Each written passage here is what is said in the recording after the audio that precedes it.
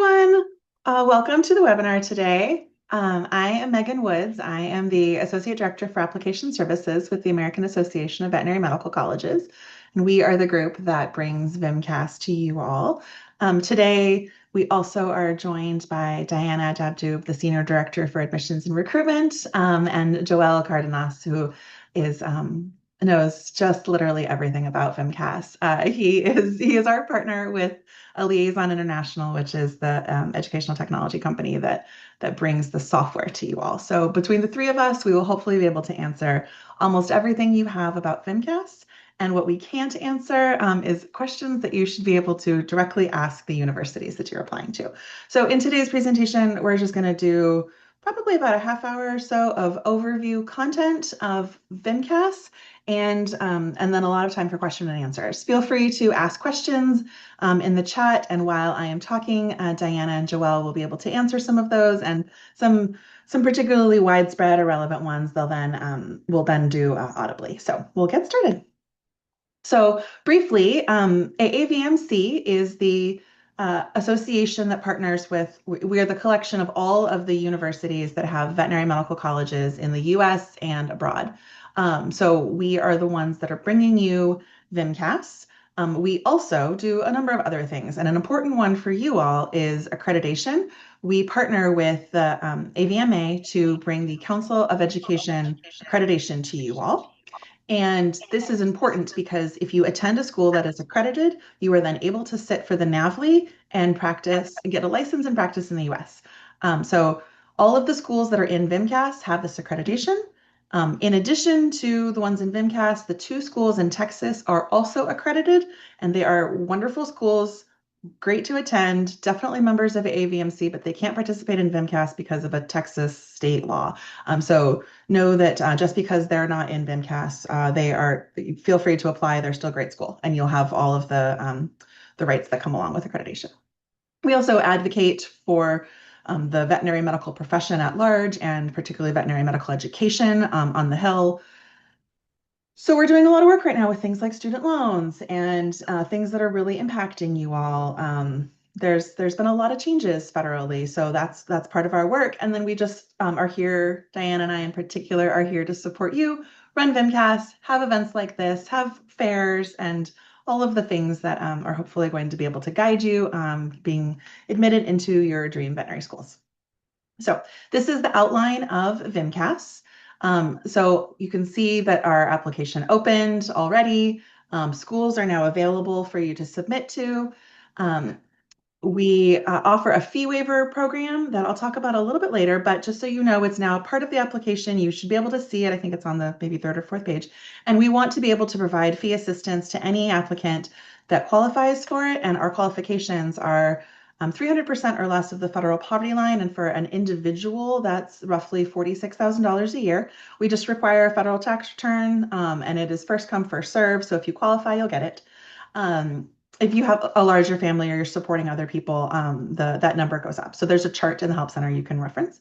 We also provide the fee assistance for anyone in a service organization such as McNair Scholars, Peace Corps, AmeriCorps, the U.S. military, and those that are living in the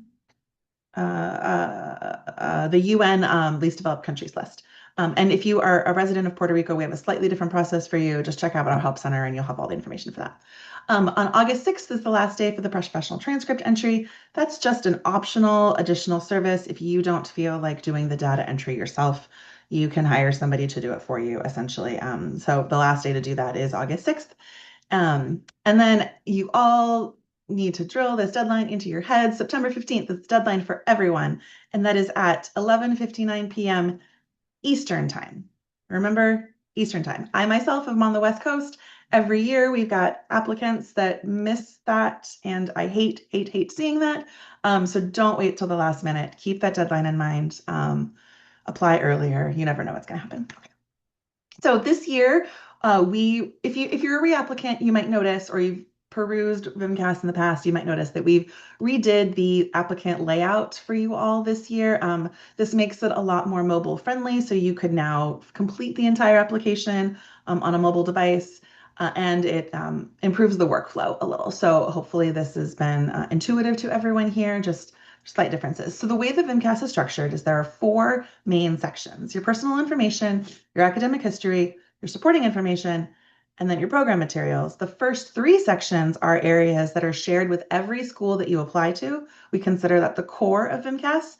And then the program materials section, you complete additional information for each one of the schools that you're selecting, and only that school sees that information. So everyone else sees all of your biographical information, your transcripts, your essays, your letters of recommendation, all of those things go to everyone that you're choosing. Program materials only go to those specific ones. So the academic history section includes all of the colleges you've attended. So this is where you're going to enter in everywhere you've ever gone. It is really, really important that you enter in the institution where you earned the credit, not where that credit transferred or where you ultimately graduated. So if you took 2 classes in the summer at your local community college, we need the transcript from the community college, even if it shows up as a transfer course on a later university transcript. So that if you don't have that, your application will be rejected and returned to you in order to fix that error, and it will just take a lot longer. So be proactive, do that right now. Everywhere you took the class, that's where we need the transcript. For study abroad experiences, those are slightly different, and usually you do not have to have like maybe an international school that you went to for your study abroad program, because it is a program that's hosted by a US institution, and that might show up as directly on your own university transcript. So that's just ever so slightly different. Our help center has directions on that.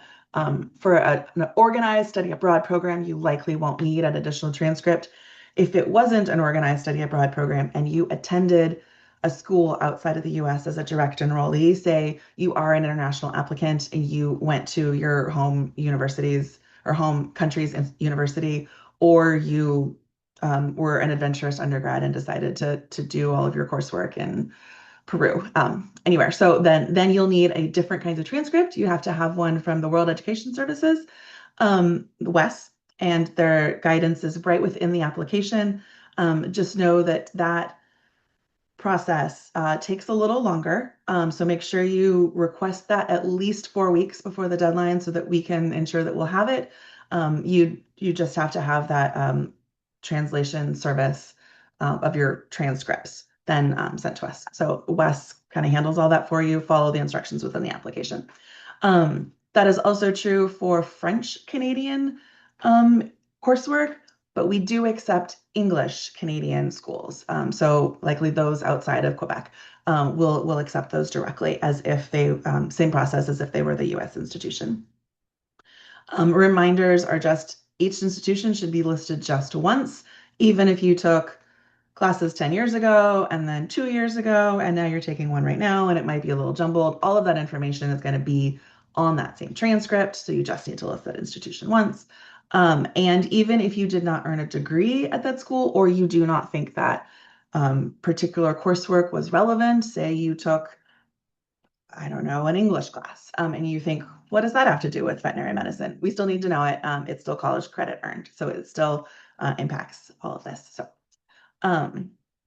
this is just guidance on your transcripts.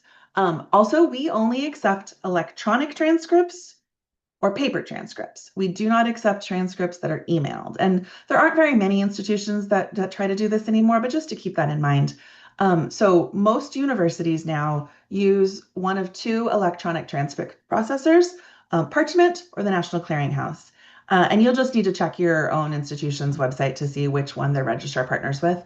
And then there's a little wizard right within the application where you can request that, and it flows directly from your university right into VMCAS. Often it takes a day. It's very quick. If your university does not use either Parchment or the National Clearinghouse, then you need to request a paper transcript. And there's also a little form right within VMCAS with the barcode on it that will make sure that the transcript attaches directly to your application. Follow the instructions on that. We see mostly that the paper transcripts are often done community colleges or smaller schools, any of the larger universities or larger colleges will definitely be using the electronic transcript process, but we do accept both.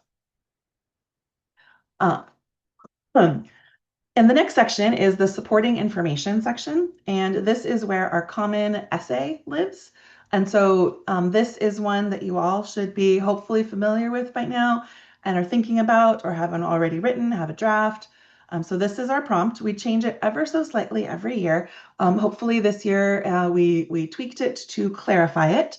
And we want to know who you are, what your story is, and how you're hopefully going to be able to contribute to the veterinary profession.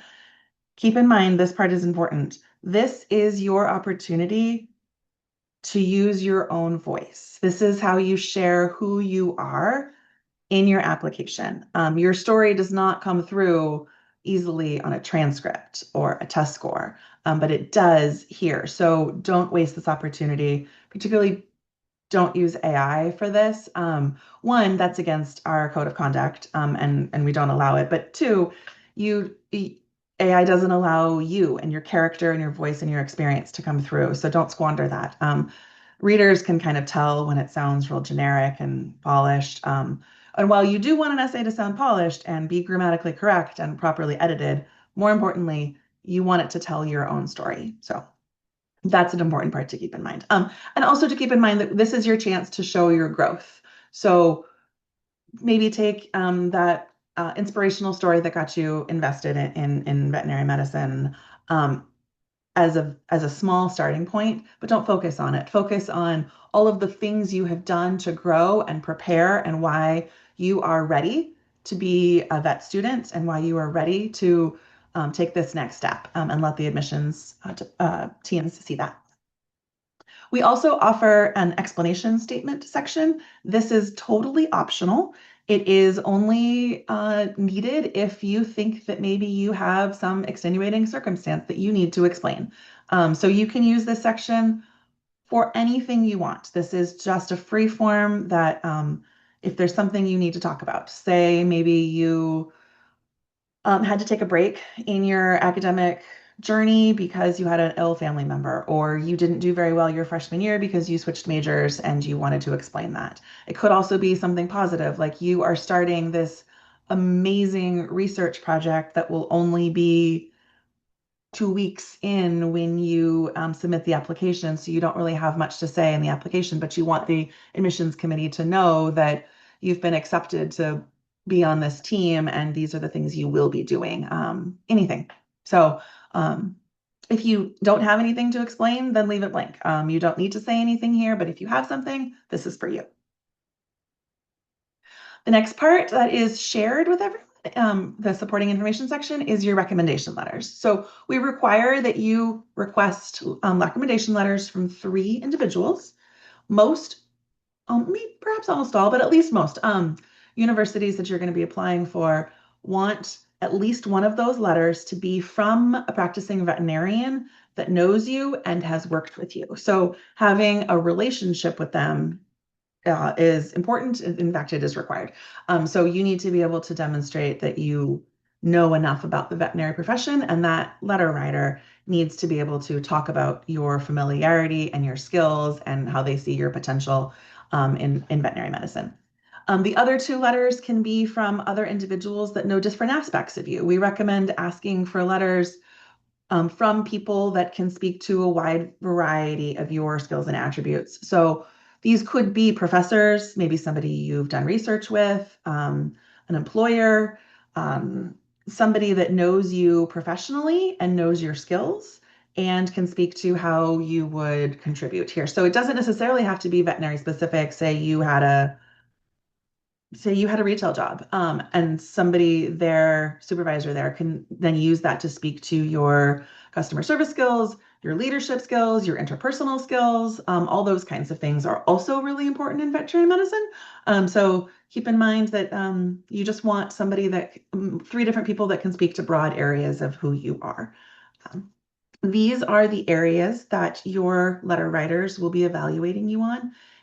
So we ask for them to complete this Likert scale in addition to a free-form letter that's just a PDF. And so you will request the letter writers through the application. You'll send them an email that comes through VMCAS. You will then not be able to see what they've submitted. They will get an email and have their own login separately. And just so that you know, this is what we are asking them to evaluate you on. If you are a reapplicant, know that the letters do not transfer over year to year, so you'll need to ask letter writers again if they are willing to continue writing your letter of recommendation. They can then upload the same letter if they want to. But they do have to take that action though. And it is an opportunity for them to maybe speak more about things you've done with them in the last year or anything additional that they might want to add. So the next section, we get lots of questions about these, so I expect them to be in the chat, is your experience hours. So we have a number of different areas of experience that we want to know about, and they kind of all matter. So what we're really looking for is that you've have firsthand professional exploration of the veterinary world. It can be in research, it can be in a small animal practice, it can be on a farm, all the ways that veterinary medicine touches lives. So we just want to know that you have experience with it, that you know what you're getting into, and that someone else knows your skills and capabilities. So we want to know that you can work responsibly with both animals and people, and that you've thought really intentionally about this career in veterinary medicine, because it is a lot more than just a love of animals. So we just want to make sure that you know what you're getting into and that someone else can verify that. There is no perfect experience. People come to this profession with all kinds of backgrounds. Know that what we're looking for is your exposure to it and your growth. So how you came in and then how you left, all of the things that this experience taught you, not just like a laundry list of the tasks you did, but be able to have that self-reflection, how you grew. Those are the kinds of things we really want. Every year, every time we do this presentation, we get questions about the format of writing these. And so of whether you should do the descriptions of your experience sections in bullet point or narrative and paragraph form. I have asked just about all of the admissions directors from all of the universities that are within VMCAS. They all say it doesn't matter. Whatever is best for you and how you write, whatever is best for that particular experience, whatever fits. So you've got 700 characters in that little section, which is not a lot. So use it wisely, and however it is that you think you'd be able to briefly talk about that. It is more important that you are able to show your growth than just a list of tasks. So show what you learned in that, how that impacted you, responsibilities you had, leadership opportunities you took advantage of, ways you contributed, those kinds of things. But the actual format doesn't matter. We have two sort of key areas of experience. That we have a lot of areas you can divide your time into, but these are ones that are particularly important. Veterinary experience and animal experience. And they differ, and we need both.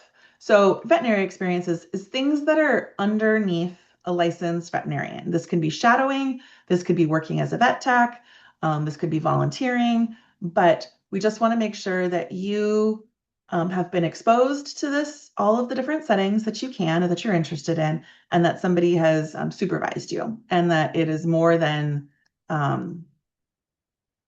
anything related to like personal pet, that this is veterinary profession. The other part of it is animal experience. And this might not be with a veterinarian, and that's great. We want to be able to see your comfort and familiarity with working with different kinds of animals, the responsibilities and commitments you're able to show. So these can be in all kinds of different settings. They can be on farms and ranches. They can be volunteering in shelters. Maybe you're doing kennel work.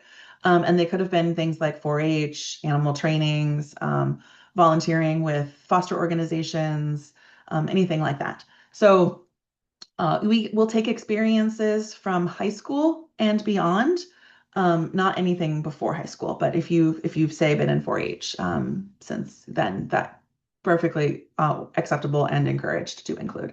Also, how do I say this?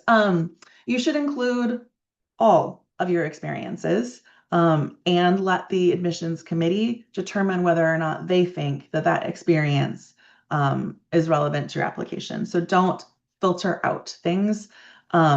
include it all, they'll look at it all, and they'll determine the ones that they think are of importance and highlight, and those will be the ones that they kind of identify rise to the top in your application to make you stand out. So these are just some of the other ones, the other kinds of experiences that are really going to strengthen your application. If you have had the opportunity to do research, please include that. Not everyone has that opportunity, and if you have, it can make you stand out and your application to be pretty special. Employment activities that are non-animal related. I think that this one can be really impactful, and I don't want anyone to discount those kinds of experiences. So say you worked at a movie theater. There are a lot of skills there that will contribute to your life as a veterinarian that have nothing to do with animals, because a lot of things in veterinary medicine are management and leadership, and customer service skills. And those kinds of jobs can teach you all of those things. How do you deal with difficult and emotional customers? How do you supervise somebody? A veterinarian is usually one in a clinic that's supervising a whole team, techs and front office staff and all kinds of things. And um, emotional animal lovers like me, when I bring my dog in, I am sometimes, not in the best place because I love her so much. And so how do you deal with those people? Talk about that kind of experience in those sections. So that's an excellent opportunity to take advantage of those. Also, all of your extracurricular activities and your volunteer work, those are great opportunities to showcase leadership, um, community service mindsets, showcase the things that are important to you that might not be a part of veterinary medicine. We think that's great. If you've got, say, sports involvement and music, say you're a captain of the rowing team, something like that, it's an excellent opportunity to showcase those kinds of things. Know that, again, this is all just high school and on, and you have to have completed that experience before our deadline of September 15th. You can't include anything that you will be doing in the future in this section. If you want to talk about something that is particularly important you will be doing in the future, that's a great use for the explanation statement. So as you're kind of thinking about how to organize and where to put these different experiences, hopefully this little flow chart will help to just determine if it was research related, if it was extracurricular related, and then if it was animal related, that's where the division happens. So if you received pay or not, if it was under a veterinarian or not, those are the kinds of things. If you did something like your own personal pet experience, or you took care of a stray animal that wasn't a part of an organization, those kinds of things are going to be better suited in the personal pet section. These activities are things that are organized, a little more outside of just like your home environment.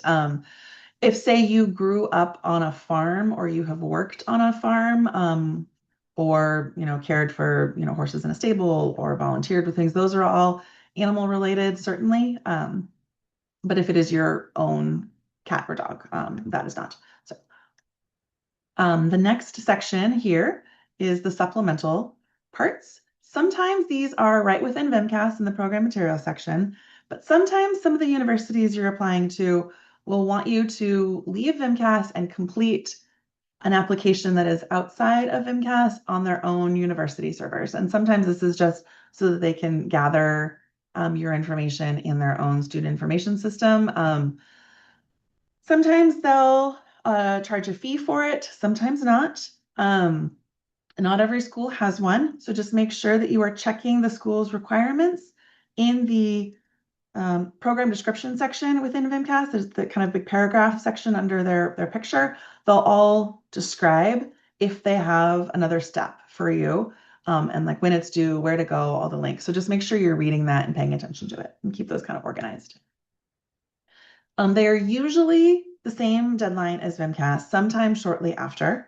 And know that the universities do not consider your application complete if you don't also have that, if that school requires it. They are not usually very long. Sometimes there'll be an additional essay prompt or something that is very school specific. Sometimes it'll be something like residency requirements. Sometimes it will just be questions that have to be asked in a very particular way because of state public school requirements. And so they just have to ask those the way they have to ask those. So just keep in mind that that is something that you'll have to complete. this is the process for VMCAS. So right now you are all probably in progress in your application. So you haven't submitted it, you're still working on it. Know that this, if you have added some of the schools into your your shopping cart, the schools then have your basic contact information, so your name and your email address, and they might be reaching out to you to invite you to events or to highlight their programs. Once you have finished at least one application and you have hit submit, and you have paid for it, you go into the received status. You do not have to submit all of your applications at the same time. You can submit them one at a time as you complete the additional program materials section. And know that you can submit your application even if you have not yet had your transcript sent and your letters of recommendation have not yet been received. You have to request the letters of recommendation, so we have to know who they are, but we don't have to actually get the letters of recommendation in order for you to submit your application. Those letters of recommendation are all due on the same time your application is due, so September 15th. And we definitely do not want you to wait until September 15th to submit your application. Please, please, please do that earlier. You never know what is going to happen. You never know whether you're going to get hit by a hurricane or a heat wave or something that's going to make your power go out or some other situation that you're going to have to deal with, and then you don't want to miss it. So every year we get a handful of applicants that miss it for whatever reason, and it sucks. And I don't want any of you to fall into that situation. So a lot of pre-vet advisors recommend that you submit it at least a few weeks ahead of time. We agree with that. The other benefit of it is that we can then do your verification process earlier and give you a chance to fix any mistakes. So that process is what would come next. After you've submitted an application, you get ready to be verified. And that means that our team in VMCAS looks at your transcripts that you sent us and all of the coursework that you entered and compares it line by line, course by course, and makes sure it matches. And when it matches and we know it is accurate, then your application is verified and the universities you've applied to see it and can start processing it. Know that your letters of recommendation still actually don't have to be a part of this, and that is fine. They are, because they are outside of your control, that timeline is different. The important part here is just that all of your information is collected and matched. And the reason that we have you all do that data entry part, even though we also ask for your transcripts, we recognize that some people might think that seems a little tedious. It is actually really important, and it is really beneficial to you on why we have you do it. Because when you enter in all of your coursework and you can then match the prerequisites that the universities require, it allows us to kind of slice and dice your GPAs a little differently. So a lot of schools want to just see your science GPA, or they might just want to see your GPA from the last 45 credits that you earned. And so by having it data entered, we can do those calculations. We can make that grid for all of the universities, because if you've ever looked at a transcript, you know they are notoriously confusing. They are hard to read. And when you have multiples of them, you can't really see the whole story. We couldn't then be able to say all of the GPA you'd have and just the prerequisites that particular school requires. And so that's actually really in your best interest, because likely for all of you, your science GPA is going to be higher. Your prerequisite GPA is going to be higher because these are the classes that you really love. And so if you took, that freshman economics class and really bombed it, it won't make as strong of an impact on your overall GPA if the schools you're applying to are using the last 45 credits. And so they'll be able to see that your academic progress really took off in those later, more relevant science classes. So that's why we have you do it. After the verification process is completed, you become a verified applicant. And keep in mind that that is everyone's goal. Your application is not done and the schools cannot review it until you are verified. So at the opening login page of VMCAS, there's a little status bar that goes across the top of the page that tells you which one of these statuses you're in. Keep watching it even after you've submitted it until your application is verified. If it is not verified and you think that it should be, something might be wrong and you might need to contact the VMCAS Help Center and find out what's up with that. So that's your goal. Keep that eye on the prize, keep it in mind. That's when the schools can start looking at everything. If we find that something was wrong in the verification process, we give you a chance to fix it. We want you to all be successful. this is another reason to not wait until the very last minute. Do not wait until the deadline, because if you submit it to us earlier, we can review it earlier, get you verified earlier, and if something's wrong, say we found that one community college class that you forgot about, and you need to send us that original transcript, we'll give it back to you and say, hey, we need your transcript. You have the time to send that to us, and then you can be verified, and then you can move on. But if you wait until the very last minute and we find those errors, we might not have the time to let you make that change. So we don't want anyone on here to be stuck in that situation. And I mentioned this at the very beginning of the call. I just wanted to reiterate, we want to be able to support those applicants that need our financial assistance. So we waive the first application fee, which is the $241 application fee for anyone that financially qualifies. So again, 300% or less of the federal poverty line, which for a single person is around $46,000 a year, or participation in service organizations. And if you are in a situation that falls outside of all of those things, we have a letter of explanation process. You can write to us and tell us why.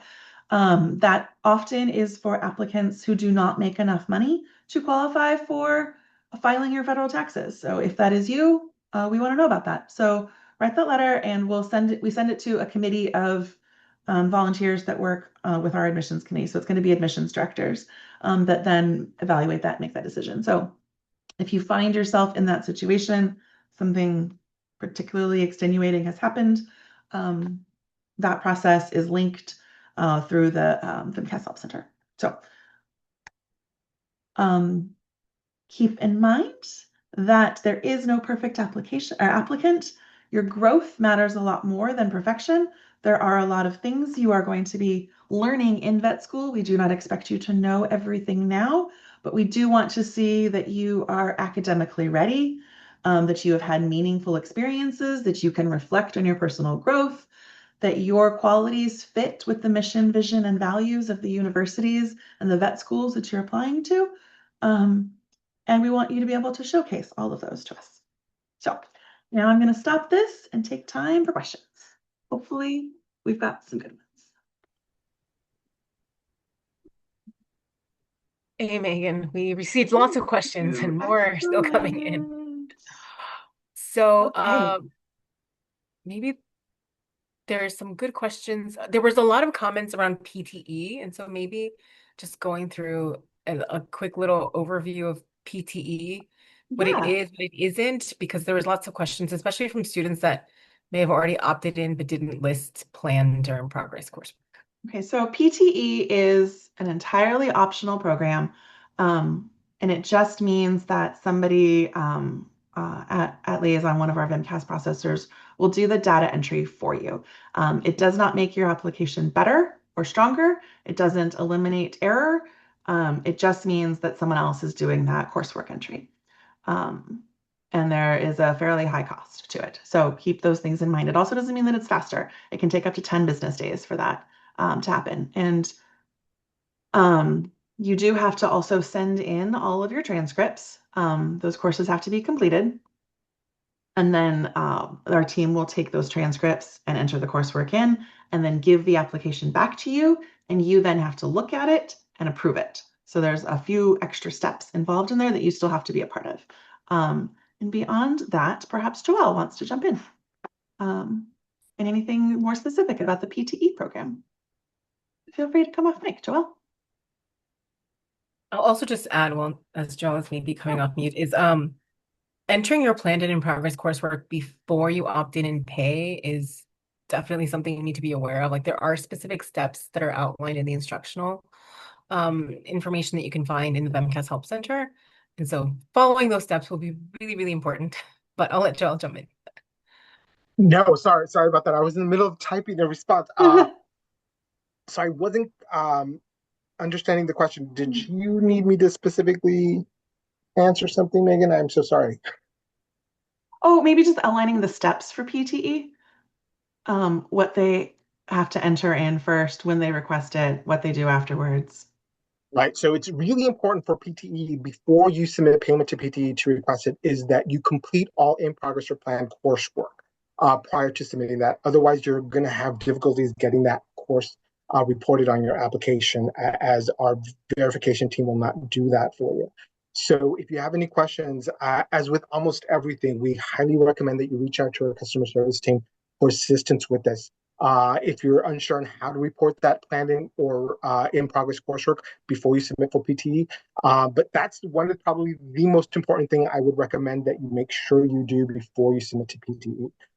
And again, PTE is a great service that Megan just shared all the information with about why you should do it, because it's a great thing to have someone professionally enter your coursework, and it's ready pretty much to go for verification. So all you would need to do is, once the verification team has completed all their coursework entry that you've submitted, they will send that back to you. And it's really important that you keep a close watch eye for any communications that comes in your email about this, because you do want to approve this PTE coursework before it can get verified. So you need to approve it, submit it again to our verification team so they can now enter that application into its queue for processing. But yeah, it's a great service, and I think everything was covered. So unless you have any additional questions, please feel free to reach out. And I'll just say you may notice that you're seeing it very front and visible, but it's not something that you have to opt into. So it's an optional service. So that I saw like a few of those questions, so I wanted to kind of address that here. Megan, there's lots of questions in the chat and also in the Q&A. If you found one that you want to answer, go for it. This may be an easy question. Like does it matter what order you put in your experiences? I've noticed that even when I try to put them chronologically, it'll put them in a different order. Maybe can you explain, Joel, what the order is that does the system reorder experiences? So no, the system doesn't. I think that changed. I'm not sure. Let me look into that really quickly, but I think it might have changed a little with that. Well, we'll get back to that. Yeah. Answer.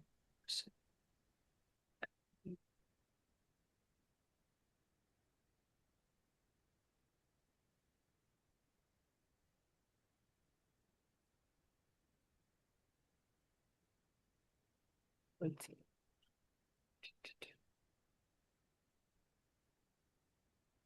One thing that I did want to add about PT is I'm not sure if it was mentioned, is it's really important that you do submit your transcripts, your official transcripts, to VMCAS before, as well as your PT will not be able to get started until all your official transcripts have been posted to your application. So that's also very key to keep in mind when you're looking into requesting PT for your application.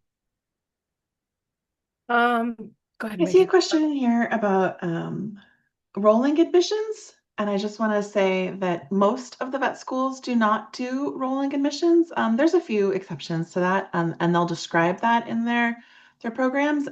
But every vet school has the same set of deadlines for when you get offers and have to respond to that offer. So if you're going to be enrolling in a program that starts in the fall, you will receive an offer. Or you will receive a decision, whether that is accepted, waitlisted, or denied. You'll receive that no later than March, beginning of March, usually earlier, but every school sends those out differently. And then you will not have to make that decision on which school that you are going to enroll in until April 15th. So we give all of the applicants time to weigh their options, talk to financial aid, all of the things that are important. And then by April 15th, you have to be able to accept one of the offers that you were given. If you were able to have multiple offers, you have to make that decision.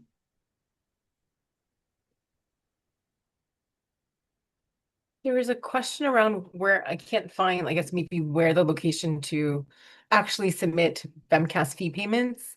It might be great to do a little show and tell. So I do have my application up, so I'm just going to share my screen really quick to do that.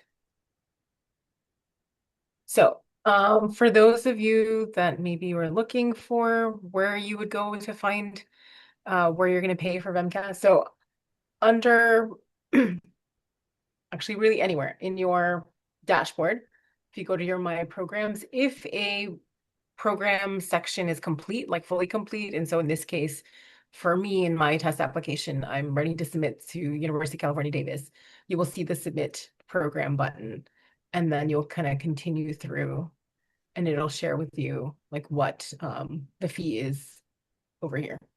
If you can see that 241. So that is where you'll find it, but you won't be able to submit until you have completed all of those sections of that particular program materials area. So you won't get that, that button. As you can see for these other ones that I haven't completed yet, I don't see the submit program button available. But it might be helpful.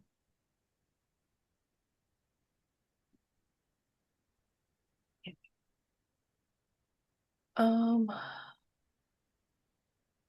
Question about, can the letter of recommendation from a vet be from someone who taught a vet tech class, or should it be from someone who worked with professionally?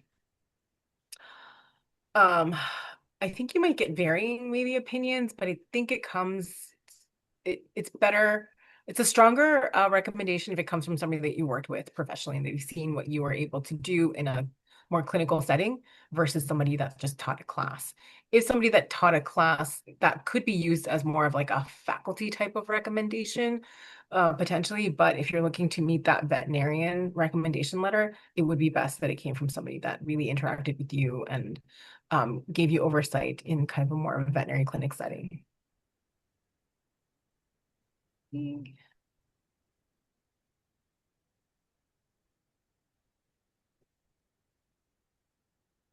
Oh, Hi, Daniel. question? Can I follow up on that experience Yep, go. information? So,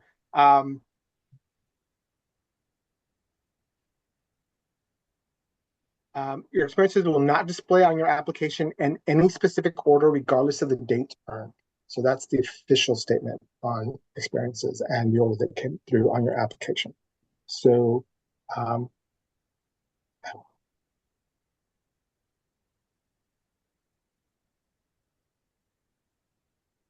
Okay, hopefully that answers the question. It seems like it doesn't reorganize the experiences maybe as they're entered, might be the way that they're done, but okay, go with that.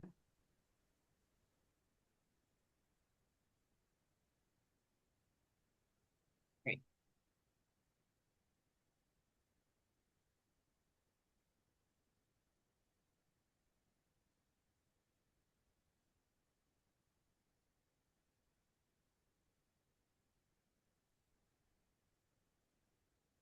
I think somebody wanted more clarification on the verification process. And I don't know if that was maybe before you hit that in your presentation, Megan.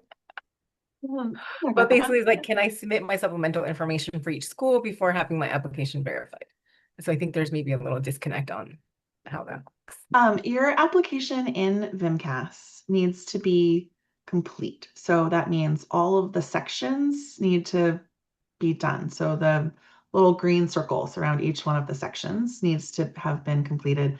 And you have to have completed the program materials section for at least one of the programs you're applying to before you can submit your application. The things that don't have to be done are we don't have to have had your letter of recommendations arrived. We don't have to have your transcripts arrived before you can submit. Those transcripts do have to arrive before we can do the verification process, of course. And the things that are done externally from VMCAS that a university might require an external supplemental application, that doesn't have to be a part of the submission process. So if you have completed essentially all of the things that are within your control in VMCAS, all of the sections filled out, then you can submit your application. And you don't have to submit them all at once. You can submit them one at a time. And after you submit that first application and we've received your transcripts, you'll be verified. And then it'll be immediate when you submit any secondary or subsequent applications for additional schools once you finish their program materials section. So you do have to have your essay done and your experiences done and your coursework done. So all those kind of core parts of the application before you can submit. And verification right now is taking like, I think 1 to 2 days. It's very quick. As we get closer to the deadline, it will take longer because there will be, 12,000 other applicants also trying to do that. So keep that part in mind, that if you're able to do it now and you're ready, it's in your best interest to apply early for that verification piece. But if you're not ready, that's okay. If you've got summer experiences or things you're still adding to it, that's fine. That's why our deadline is September 15th. Just please don't wait until the very last day. That You never know what's going to happen in life, and I don't want to see anyone get into a situation where they're caught in an impossible scenario that they can't submit their application. You've worked too hard for that. There's a question if you can submit certifications that maybe have expired. I don't think technically the system Yeah. prevents you from entering it. Yeah, And so I sister. would, our suggestion would be Yeah. like enter Yeah, I and would let I would people add it. decide. Yeah. Yeah. Especially if it was something that was relevant at some point, especially to the veterinary profession that you to show that you know it, if you have like the fear free certification or some sort of other technical certification. Um, yeah. Question about attending multiple community colleges within the same district. Do I need transcripts from each college or the district? I believe in the past, the transcript from my community college I graduated from would send everything from the other sister colleges. Joelle, if you might want to answer that. If not, that's a great, go ahead, Joelle. Yeah, it's a great question. And it really does depend on the actual community college district that you're reporting under. So if your community college district does list all coursework completed at any of the sister schools under that umbrella of the district, you don't have to report every single college you attended in that district. You just can report your coursework under one school. However, if they don't, then you will need to list out each of those colleges on your application and submit their official transcripts, as they are different. They're not all listing those other courses. And if they do, there's probably as transfer courses. So you want to be very careful. If you have any questions about that, please reach out to our customer service. They can definitely assist you with that situation. There's a question about courses that are planned at a university that they have not yet begun attendance at. So that's a really good question. So we do encourage students to add planned coursework, especially if they have outstanding courses that are prerequisites to apply to veterinary school. So if you have coursework for the fall of 26, spring of 27, go ahead and add that. With the question around what the system understands is that that course has not yet happened, and that you would not need a transcript to reflect those classes that have not yet occurred.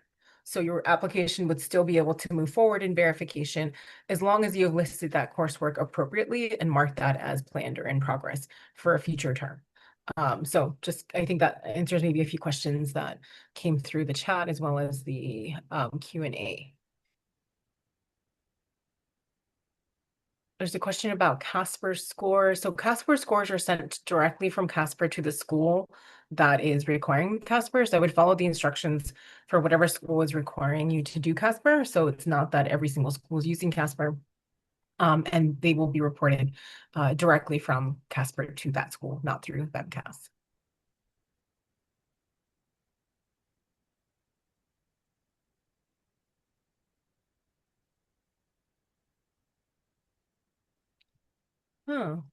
This might be more of a technical question that I see. And this may be, there's a section of my transcript that has my classes and credit hours, but doesn't include a grade, but I'm unable to go in to enter them like the other semesters. Will it be fixed when I submit my transcripts? I don't know if that's a technical issue. It sounds like you can't go back and edit that section, possibly. I'll I say don't know, that Joel. for more specific and more technical questions that might be just relevant to your application, and you want somebody to say, look at your transcript or look at your own application and how you've entered it, that is a great time to contact the VMCAS Help Center.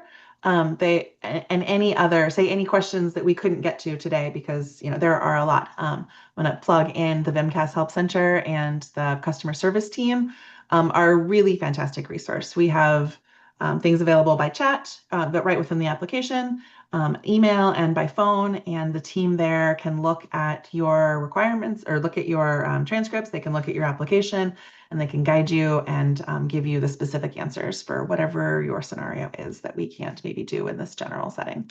So, and for questions that are about requirements at a university or how a university might look at information, that's a great opportunity to reach out directly to the colleges that you're interested in applying to. They all have admissions offices, and that office, that's their whole job. They just want to talk to you as their potential applicants and their future students. They want to get to know you. They want you to ask the questions. They want to be helpful. So don't be shy about that. And building those relationships with them is a good thing.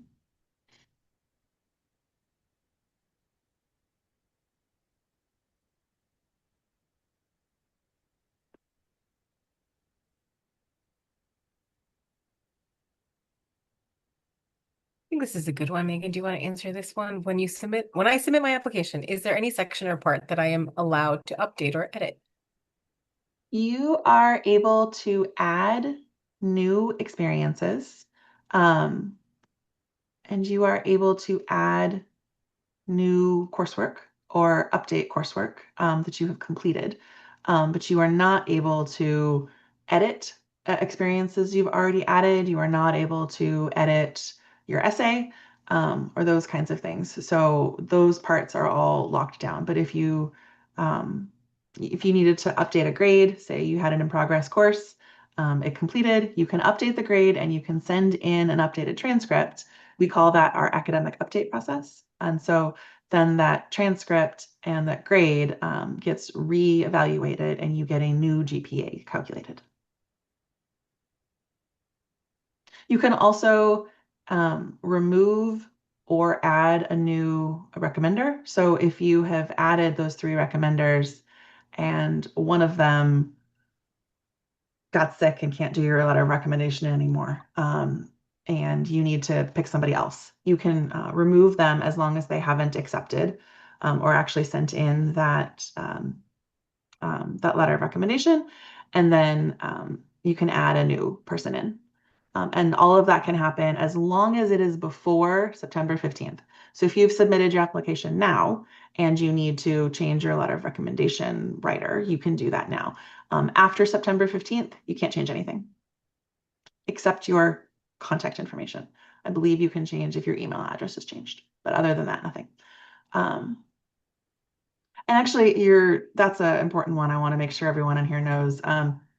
Use an email address in VMCAS that you will have access to for at least another year, maybe 2. Don't use a university email that you will lose access to when you graduate, because this is also it's how we contact you about important things in your application, and it is how the universities will contact you to give you an offer. So make sure it's one you check often and one you won't lose access to. We get that every year and it always baffles me. Just make sure it's something that you can use. And also check your email because it's how we'll communicate to you that, say, your application is being returned to you because we need additional something. And if you don't check it, you don't know that, and then you can't fix it. And then the deadline passes, and then that's a big bummer. So I'm always surprised by that one.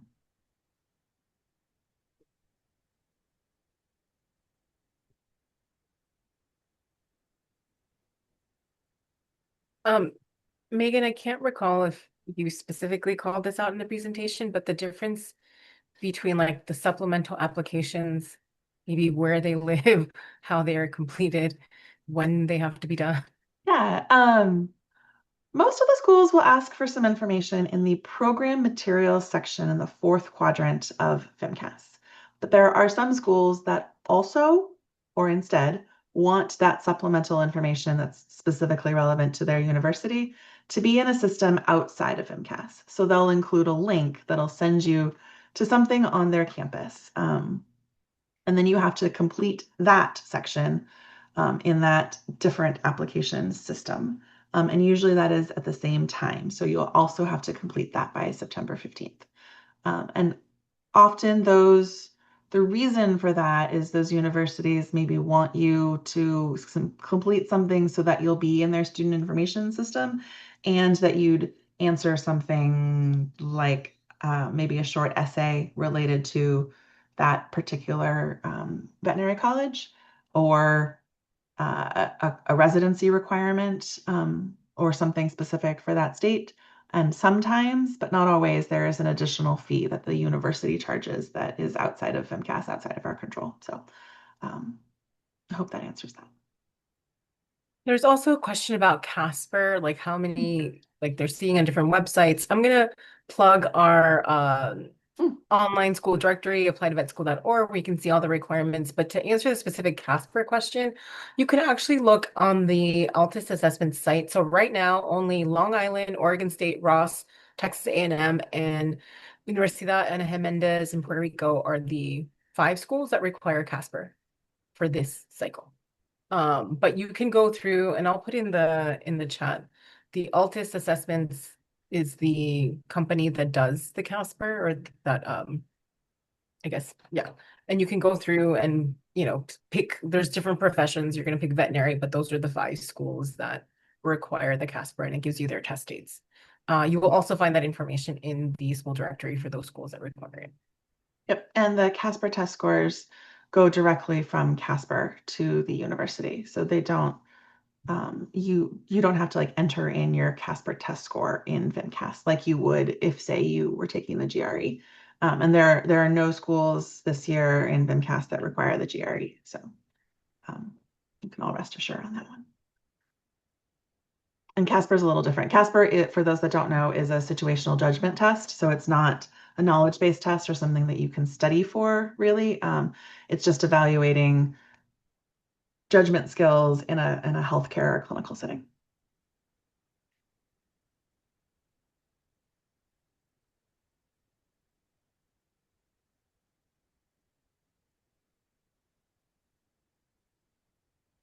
They've got a couple questions in here about dual enrollment and AP classes.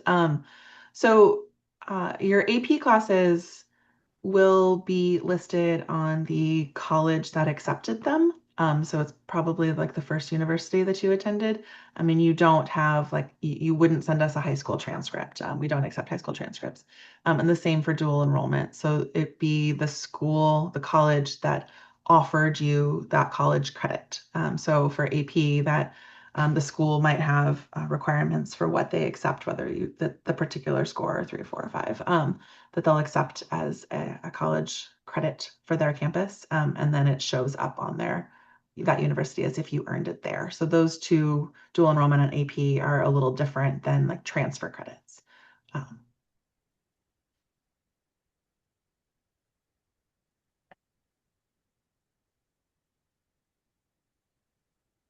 A question about if they're applying in future years or reapplications of like what transfers over. So if you are a real go-getter and right now you are looking at this application in preparation for submitting it next year, almost all of your information will transfer. Some things that do not transfer is your essay, because we change the prompt every year, or tweak it. The program materials section for each one of the universities does not transfer because those change every year.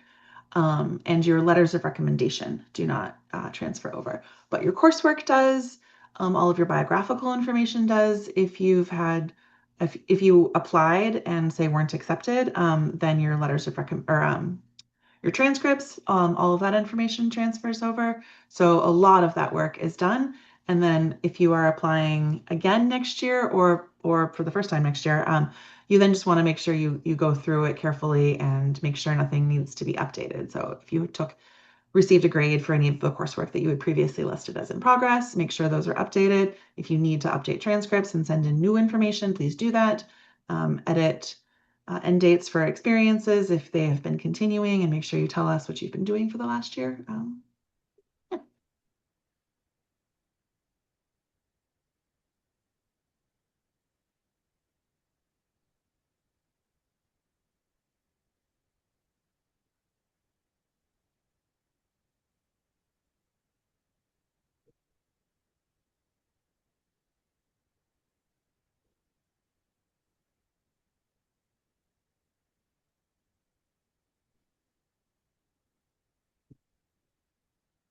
All right. Question about experience hours. Oh, we're already at time. We're at time, but we'll Go. take this one Yeah. last question. No, it was just more like, can we or should we round to get as close to, I would say that there's already a calculation in the application where you put in the number of weeks and the number of hours per week. So just try to get as close as possible to the total number of hours that you had at that particular experience. And just be as accurate as you can. All right, we're at time. Thank you everyone for attending. Sorry we couldn't get to all of your questions. We will be hosting a few more of these sessions. We'll read through these questions and hopefully try to answer them in the future. This presentation has been recorded. It will be sent out to you all by email and we posted on our YouTube channel, so you'll be able to access it in addition to all of the future ones.